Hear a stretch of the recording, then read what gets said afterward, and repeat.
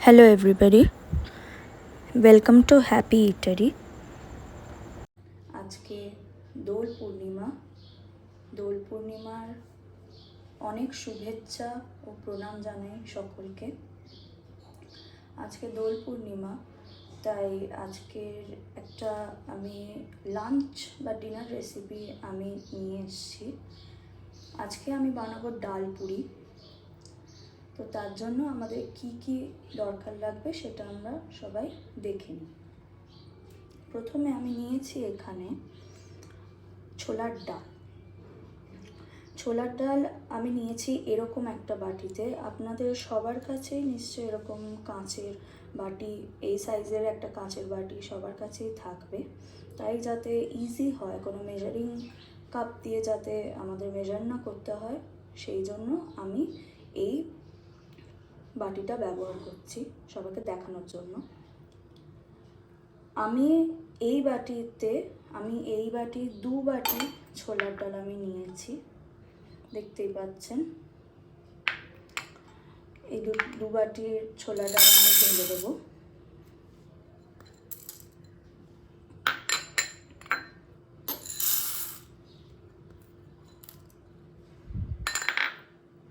দিয়ে ভালো করে এই ছোলার ডালটা আমরা 2-3 বার জল দিয়ে ধুয়ে নেব।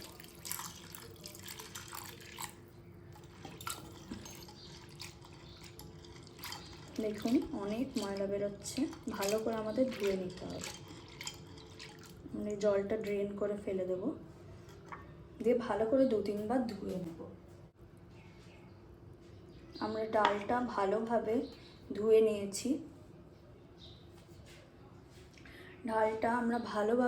নিয়েছি। এবার এটাকে 2 থেকে 3 ঘন্টা আমরা ভিজতে দেব, যাতে এগুলো ফুলে ওঠে। 2-3 ঘন্টা হয়েই গেছে।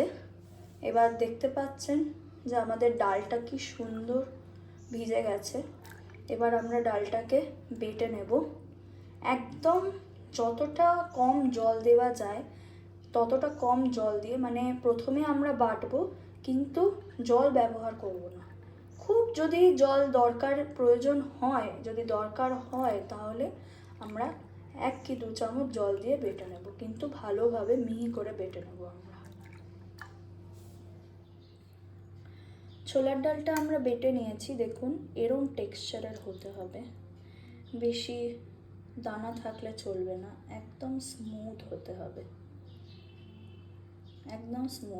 হবে। এরকম টেক্সচারের আমাদের ছোলার ডালের মিক্সচারটা হতে হবে পুর বানানোর জন্য। এবার চলুন আমরা পুরটা বানিয়ে নিই।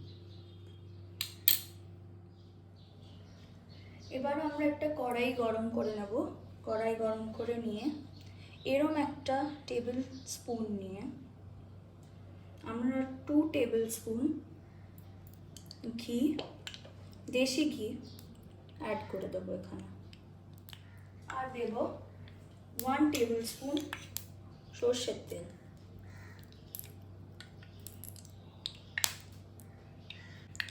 ভালো করে একটু সোয়ার্ল করে নেব, তেলটা যাতে ইভেনলি স্প্রেড হয়, তলা না লেগে যায় জানো। ফ্লেমটা মিডিয়ামে রাখবেন। এবার আমরা একে একে এর মধ্যে দেব হিং 1 চুটকি, 1 পিঞ্চ হিং দেব, 1/2 টেবিল স্পুন কালো জিরে দিয়ে এটার সুগন্ধটা বেরোনোর আগে অবধি আমরা এটাকে একটু নাড়াচাড়া করে দেবো। এবার এর মধ্যে দিয়ে দেব 1 টেবিল স্পুন আদা আর কাঁচা লঙ্কা বাটা। দেখুন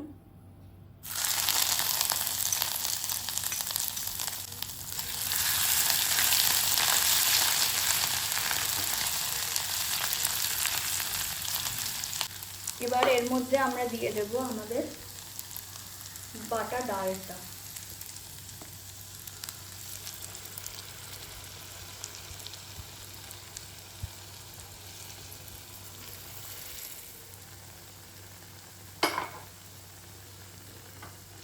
ভালো করে এটা নাড়িয়ে চাড়িয়ে নেব।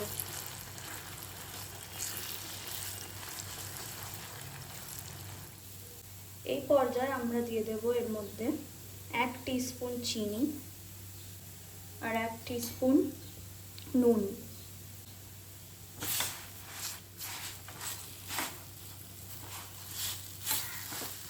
এর মধ্যে আমরা দিয়ে দেব 1/2 teaspoon Kashmiri red chili powder আর দেব 1/2 টিস্পুন জিরে গুঁড়ো।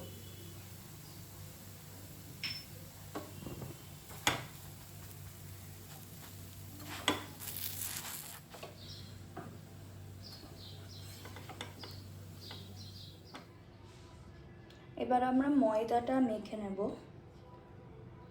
ডালপুরির ময়দাটা আমরা এবার মেখে নেব। আমি আবার এই কাঁচের বাটিতে ময়দা নিয়েছি। এই কাঁচের বাটির 5 বাটি ময়দা আমাদের লাগবে। আমরা এবার দিয়ে দেব এর মধ্যে 1/2 টিস্পুন নুন আর 1/2 টিস্পুন মিষ্টি মানে চিনি। এর মধ্যে দিয়ে দেব এবার আমরা তেল। তেল হবে যতটা ময়দা ঠিক ততটাই তেল, মানে যতটা 5 কাপ ময়দা নিয়েছি তার মানে 5 টেবিল স্পুন আমরা তেল নেব। মানে যত নাম্বার অফ ময়দা নিয়েছি নাম্বার অফ টাইমস তত নাম্বার অফ টাইমস আমরা তেল দেব ময়ান হিসেবে। এবার এটা আমরা ভালোভাবে মেখে নেব।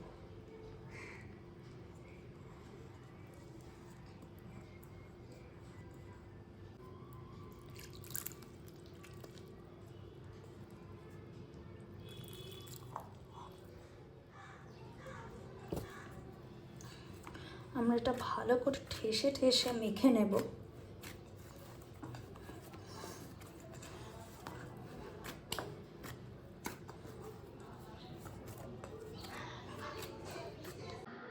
এতে 1 টেবিল স্পুন তেল দিয়ে দেবো। ভালো করে মাখিয়ে নেব।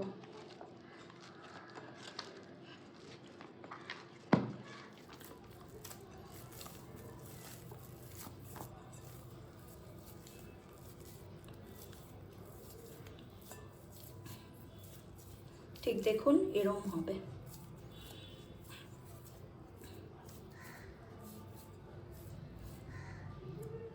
দেখুন বাউন্স ব্যাক করে আসছে। এরকম মন্ড আমাদের তৈরি করতে হবে একটা।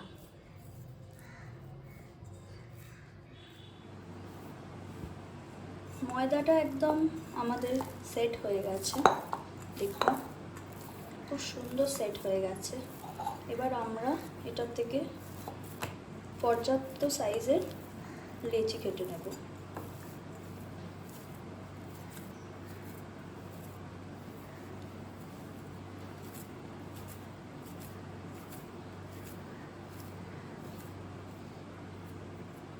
একটু বড় সাইজের লেচি কাটবো।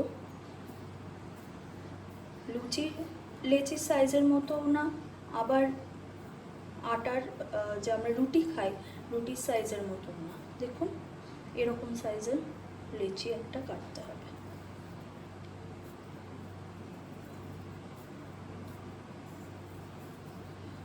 ডালপুরিগুলো একটু মোটা আর বড় হয়, সেই জন্য একটু বড় করে কাটছি যাতে পুরটাও ভালোভাবে ভরা যায়। লেচি বানানো হয়ে গেছে। এবার আমরা লেচির মধ্যে পুর ভরব। দেখুন এভাবে পুরটা ভরতে হবে। আগে সাইডগুলোকে আমাদের পাতলা রেখে মাঝখানটা আমরা মোটা রাখবো, দিয়ে একটা বাটি মতো তৈরি করে নিতে হবে। এর মধ্যে 1 টিস্পুন মতো পুর আমরা ভরে দেব।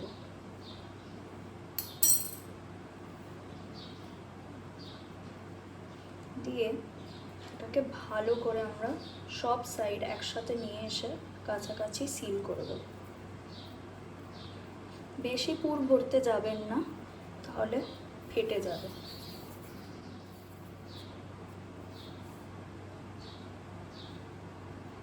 এভাবে বাকিগুলো আমি করে নেব।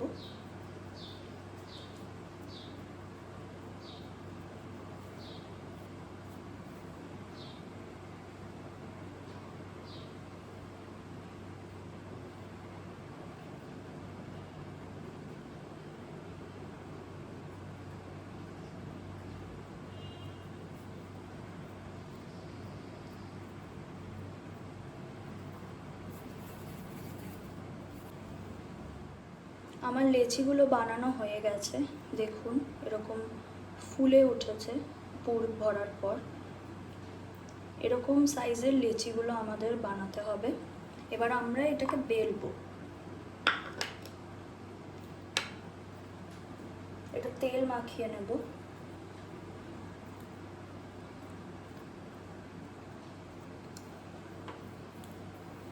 দিয়ে আলতো হাতে এটাকে বেলবো। বেশি চাপ দিতে হবে না, কারণ দেখুন ওটা ময়দাটা এমনি স্ট্রেচ হয়ে যাচ্ছে।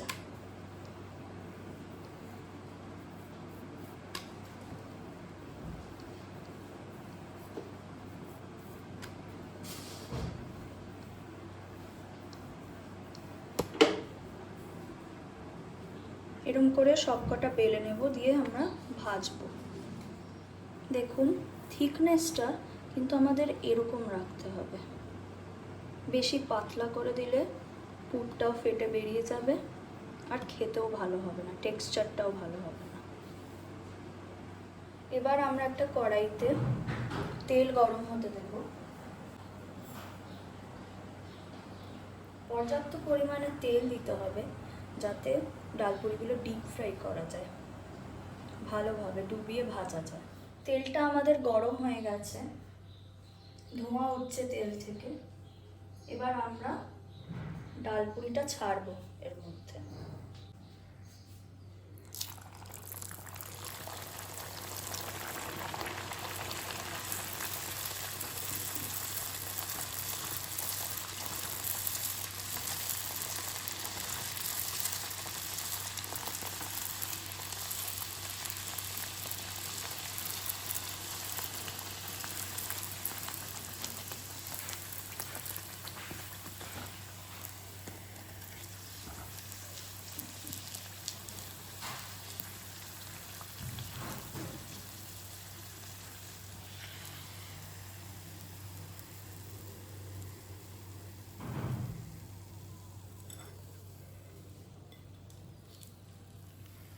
আমাদের ডালপুরি তৈরি। দেখুন আমাদের ডালপুরি একদম তৈরি। যেরকমভাবে ফুলে ছিল তেলে দেওয়ার সঙ্গে সঙ্গে সেরকমই ফুলে আছে, একটুও ডিফ্লেট হয়নি, সেরকমই ফুলে আছে। দেখুন আমি এবার ভেতরটা ছিঁড়ে দেখিয়ে দিচ্ছি যে কতটা পুর ভালোভাবে ছড়িয়েছে। এই দেখুন একদম ক্রিস্পি আর নরম হয়েছে ডালপুরিটা, কত সুন্দর স্টাফিংটা স্প্রেড হয়েছে আর এরকম ফুলে আছে একদম।